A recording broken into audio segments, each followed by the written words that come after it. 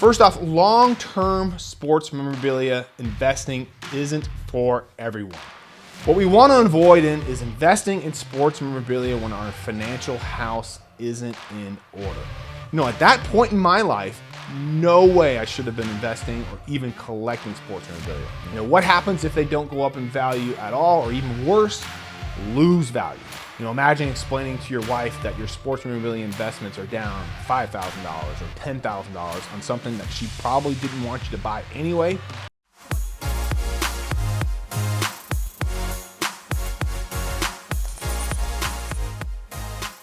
All right, welcome back to another episode of the Powers Sports Memorabilia Show. I am your host, Matt Powers. Thank you again for joining me.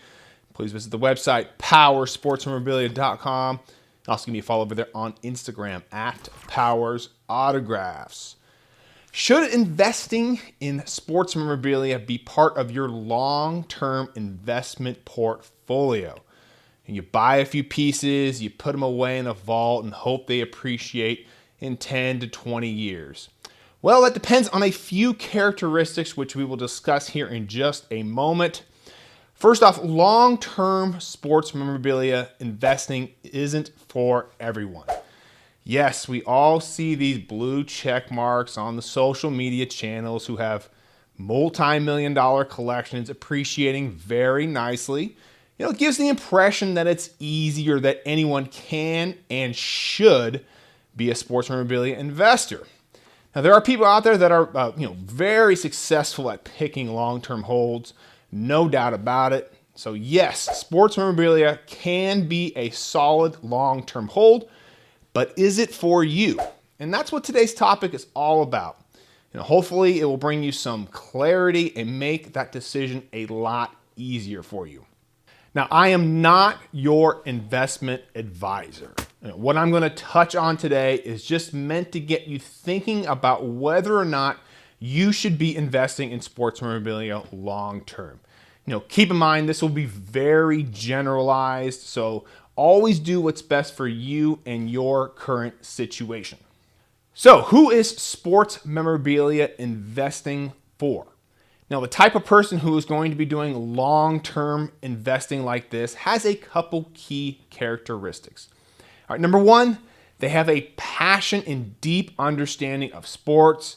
They know who the greatest of all times are, the GOATs, and which athletes are popular among collectors. Number two, they know which types of items are collectible and highly sought after. And three, they can almost see into the future. They have a good track record of picking winners and seeing underappreciated assets. And number four, they have a deep connection with many people in the industry, allowing them to find rare items and great deals.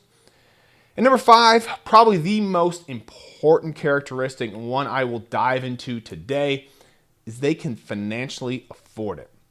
Buying the type of memorabilia that will 5x or even 10x over the next 10 to 20 years takes some serious cash and financial planning. Okay? You have to be able to buy the item outright, not borrow money, and sit on it for 10 to 20 years. Okay? Meaning you won't have access to that money because it's stuck in your collectibles. Now, you have to be financially stable to do that. All right? Now, look at it this way. People that do long-term sports memorabilia investing is one of their main investments in their portfolio. They're not hurting for cash, all right? This is extra money that they have after doing all their other investments, such as real estates, mutual funds, etc. Now, in order to invest in sports memorabilia long-term, your financial house must be in order first. Talk about you have solid housing. You can cover your rent or mortgage with ease each month. Okay, you've got 6 months of emergency funds in cash and no consumer personal debt. Now, ideally, having other more proven and consistent investments already funded, such as your 401k or your Roth IRA. Now, while sports memorabilia certainly has taken off in the past few years, and the future is bright. 100% the future is definitely bright. It doesn't have a long proven track record just yet for most of the collectibles out there that people are investing in. Now, I'm not saying it won't get there. I believe it will, as more and more data becomes available and more people come into the industry and see these types of items as viable long-term investments. I just can't sit here and tell you that each and every type of sports memorabilia will be worth more in 20 years than it is today. Who knows what the demand for trading cards or graded video games will be at that time. I'd like to think it'll be much higher, but we just don't know at this point. Now, what I am saying is backing proven companies or mutual funds with a 20-year plus track record for most of us is a better option than investing in sports memorabilia long term. It's a lot easier explaining and showing your wife your Raymond James statement than comps on eBay on what your collectibles might currently sell for. Now, this can change depending on your age. If you're young and not married and you've got some extra cash on hand, you want to be a little bit riskier with your investments, then you may fall into the category of a sports memorabilia long-term investor, should you meet all the characteristics that I talked about. However, if you're in your 70s, long-term sports memorabilia investing probably isn't for you since you personally won't reap the benefits of your investment. Should you want to buy it for someone else and you've got the financial resources to do that, then that's a different story. What we want to avoid is investing in sports memorabilia when our financial house isn't in order. Currently right now, 8 out of 10 Americans live paycheck to paycheck. Okay, there's nothing wrong with that if you're working hard to get out of that cycle. We've all been there at some point. I remember making $15 an hour in my 20s at a sports memorabilia store in California and thinking, man, I had arrived. Like, they're getting actually a decent paycheck now, and I've got a little bit of money here, but heck, half my money was going to my rent, my car, so I was constantly scrounging for cash each month. At that point in my life, no way I should have been investing or even collecting sports memorabilia. I was just trying to pay my rent, keep food on the table, and keep gas in the car. It just kills me when someone asks if I offer a payment plan on the items that I sell. And the answer is, of course, no. It's just not something that I couldn't do. I could. I just don't believe in paying for something that is a want with money that you don't have. So, my answer is always the same. Please save up, and then when you're ready, go ahead and reach back out again. But let's go ahead and take a look at 2 different sort of investing outcomes to help kind of give you something to think about before making that jump into a long-term sports memorabilia investor. All right, scenario number 1, you take $10,000 and you put it into a traditional mutual fund. Pretty boring stuff, pretty bland. Of course, it has had its shares of ups and downs, but since 1926, okay, so way before you and I were born, the S&P 500 has had an average of about 10% rate of return each year. Now, of that $10,000, if we added nothing to that investment in 10 years, that would be worth about $25,000. In 20 years, it would be worth about $67,000. All right. So is that guaranteed? Of course not. Okay. Nothing is really guaranteed in investing. However, given the historical data we have going back to 1926, it is a fairly safe bet that, a 10% rate of return on average would continue. All right, scenario number 2, you take that same $10,000 and you buy 10 different $1,000 collectibles that you believe in, and you're going to go ahead and put them away in a safe, or you buy any other combination like that, such as, 2 $5,000 items, for example. Now, some questions that you want to ask yourself are, what are the odds that all 10 of these items double in the next 10 years? What are the odds they 6x in 20 years, like our mutual fund example? What happens if they don't go up in value at all, or even worse, lose value? Okay, now all those scenarios are possible. What I'm getting at is treat your collectible investments much like your crypto investments, I guess, if you do those, okay?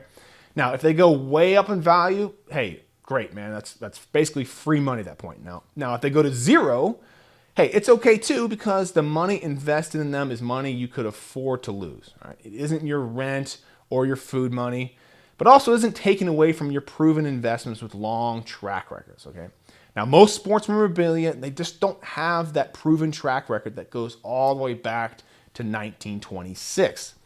Now, who knows, sports memorabilia may even actually outperform the S&P 500 in the future.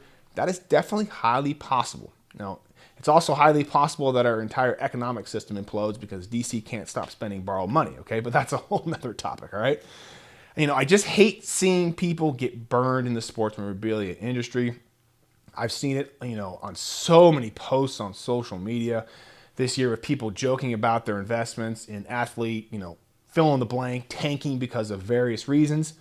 While it's all funny on social media, that is real money that is being lost and has a real impact on people's lives. Imagine explaining to your wife that your sports memorabilia investments are down $5,000 or $10,000 on something that she probably didn't want you to buy anyway. And it definitely has to be a negative, drain on that relationship 100%. Now, I have no way of quantifying this, but I am 100% positive divorces have happened because of reckless investing in sports memorabilia. Whether that is buying into sports card breaks, which I hate, or buying something that one couldn't afford. Due to recent price fluctuations, 100% there are people out there that have currently lost thousands and thousands of dollars. While that is a bad thing in and itself, it would be way worse if that was money that was borrowed or money that was meant to go towards, rent, your kid's college fund, or other proven investments. So let me be clear, there are some great long-term sports memorabilia buys out there. Tons of opportunity. I know it feels like I'm not excited about the future. However, I want you to, make sure before you make that jump into becoming an investor that you understand sports memorabilia can be a risky venture. Lots of market manipulation, highs and lows, and not a huge pool of data to pull from just yet. So just because, items are appreciating now, it doesn't mean it will always be that way. In the financial world, there are investment professionals out there with decades of experience who can teach you what you're investing in. We just don't have that yet in the sports memorabilia world, so you're kind of stuck at going at it alone. It can definitely be very fun to do it though. Just make sure you are doing it with money that you actually have and buy items that you can afford and personally believe in, not just because some blue check mark on social media says so. So, hope you guys liked today's episode. Hopefully this brings a little bit of clarity into whether or not you should be becoming a long-term sports memorabilia investor. If you guys like this sorts of videos, please feel free to like, share, and subscribe. Definitely always appreciate it. Also, check out the website, powersportsmemorabilia.com. And also give me a follow over there on Instagram at Powers Autographs. And I will see you on the next episode.